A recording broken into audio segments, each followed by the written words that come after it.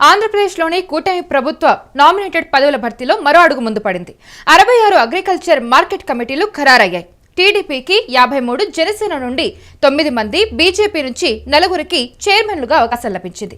66 chairman పదవుల్లో 17 మంది బీసీలకు, 10 మంది ఎస్సీలకు, అలాగే 5 ఎస్టీలకు, 5 మైనారిటీలకు చోటు దక్కింది. వ్యవసాయ మార్కెట్ కమిటీ చైర్మన్ పదవుల్లో 35 మంది మహిళలకు అవకాశం వచ్చింది. అయితే ఏపీలో ఇప్పటికే పలు దశలుగా నామినేటెడ్ పోస్టులను భర్తీ చేసింది కూటమి ప్రభుత్వం. పదవులు ఆశిస్తున్న వారు చాలా మంది ఉన్నారు. అలాంటి వారికి ఎలాంటి పదవులు దక్కబోతున్నాయన్న సస్పెన్స్ కు త్వరలోనే తెరబడనుందని తెలుస్తుంది. అయితే ఏపీ ప్రభుత్వం వ్యవసాయ మార్కెట్ కమిటీలకు చైర్మన్లను వరుసగా ప్రకటిస్తోంది. మొదటి విడతలో 47 మందిని, రెండో విడతలో 38 మందిని, మూడో విడతలో 30 మందిని, నాలుగో విడతలో 66 మందిని నియమించారు. ఈ నామినేటెడ్ పోస్టుల్లో మొత్తం 4 విడతల్లో కలిపి 181 మందిని భర్తీ చేశారు. మిగిలిన నామినేటెడ్ పదవులకు హెవీ కాంపిటీషన్ ఉంది. అయితే పార్టీ కోసం కష్టపడిన వాళ్ళందరికీ ఏదో ఒక విధంగా న్యాయం చేస్తానని చంద్రబాబు చాలాసార్లు చెప్పారు. ఇప్పుడు దీనికి సంబంధించిన మరింత సమాచారం మా ప్రతినిధి రాణా అందిస్తారు.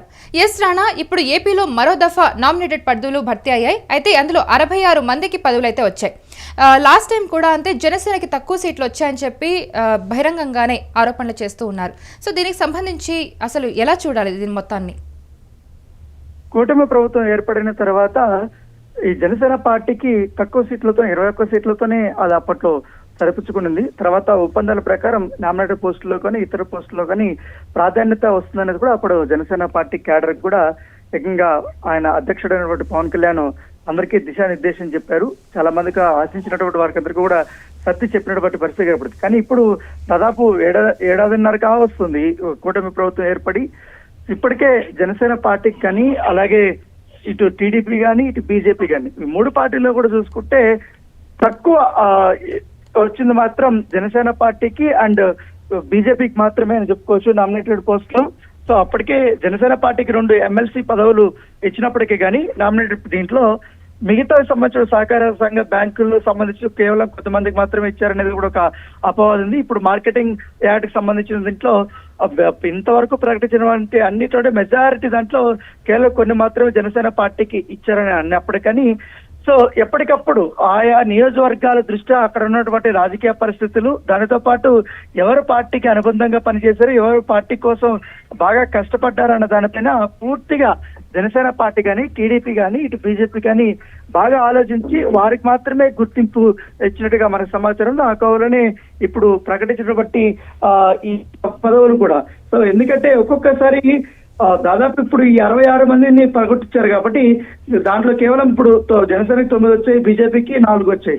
సో దాంతో పాటు ఇప్పటి వరకు బీసీలకి 7, ఎస్సీలకి 10, ఎస్టీకి 5 మైనారిటీలకి 5 పోస్టులను ఇప్పటి వరకు వీళ్ళు కేటాయించారు. దాంతో పాటు ఈ 66 మార్కెట్ కమిటీ చైర్మన్ లో కూడా 35 చోట్ల మహిళలకి అవకాశం ఇవ్వడం అనేది ఇదొక శుభ పరిణామంగానే చూడొచ్చు.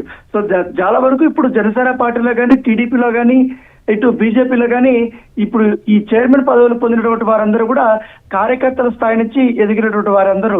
సో జిల్లా స్థాయిలో కానీ, మండల స్థాయిలో కానీ ఇప్పుడిప్పుడే బాగా ఎదిగిన దశాబ్దాల నుంచి కూడా కొంతమంది పార్టీలు అంటుపెట్టుకొని పార్టీ బలోపేతం పనిచేసినటువంటి వారిని మాత్రమే గుర్తిరిగి ఈ యొక్క చైర్మన్ గిరి వారికి పొందినట్టుగా మనకు తెలుస్తుంది. దాంతో పాటు ముఖ్యంగా జనసేన పార్టీకి సంబంధించిన విషయంలో ఈ సూళ్లూరుపేట ఎస్సీ నియోజకవర్గానికి వచ్చి నాయుడుపేట దగ్గర ఉయ్యాల ప్రవీణ్ జనసేన పార్టీకి చైర్మన్ గా ఉన్నారు. దాంతో పాటు వెంకటగిరి పొనుగొట్టి విశ్వనాథ్ టీడీపీ, తర్వాత మరొక జనసేన క్యాండిడేట్ శ్రీకాకుళంలో దారపు జ్యోత్స్న. సో ఈమె కూడా జనసేన పార్టీ కోసం చాలా కష్టపడ్డారు. సో ఆమెని సేవలకు గుర్తించిన జనసేన పార్టీ ఈ యొక్క చైర్మన్ గిరి ఇవ్వడం జరిగింది. దానితో పాటు మరొక ఆసక్తికరమైన పరిణామం ఇటు రాయలసీమ నుంచి పుట్టపర్తి నియోజకవర్గం నుంచి పూల శివప్రసాద్ అనే జనసేన నాయకుడిని ఆయనను కూడా చాలా సాధారణమైనటువంటి కార్యకర్త అతను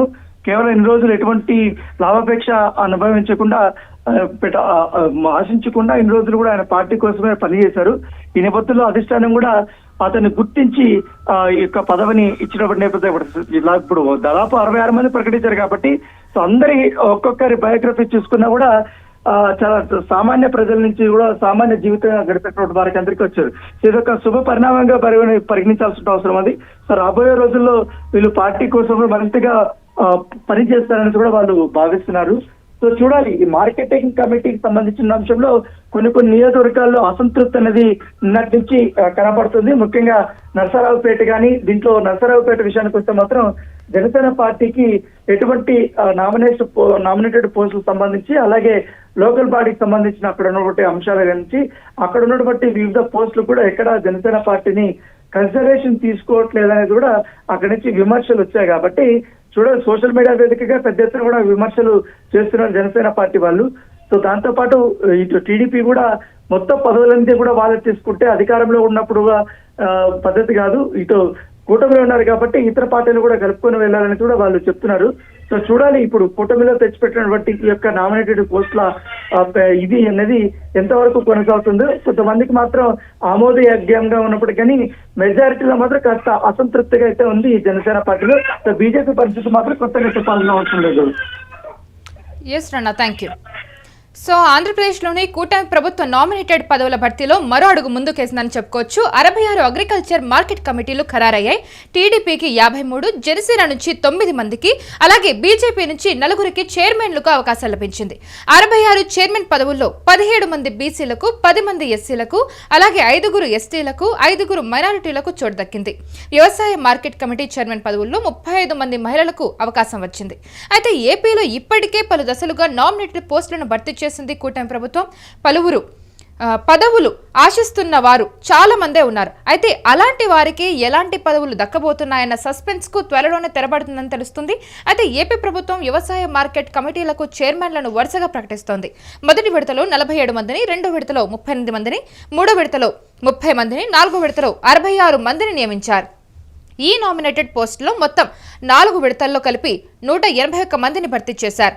మిగిలిన నామినేటెడ్ పదవులకు హెవీ కాంపిటీషన్ ఉంది. పార్టీ కోసం కష్టపడిన వాళ్ళందరికీ ఏదో ఒక విధంగా న్యాయం చేస్తానని చంద్రబాబు చాలాసార్లు చెప్పారు.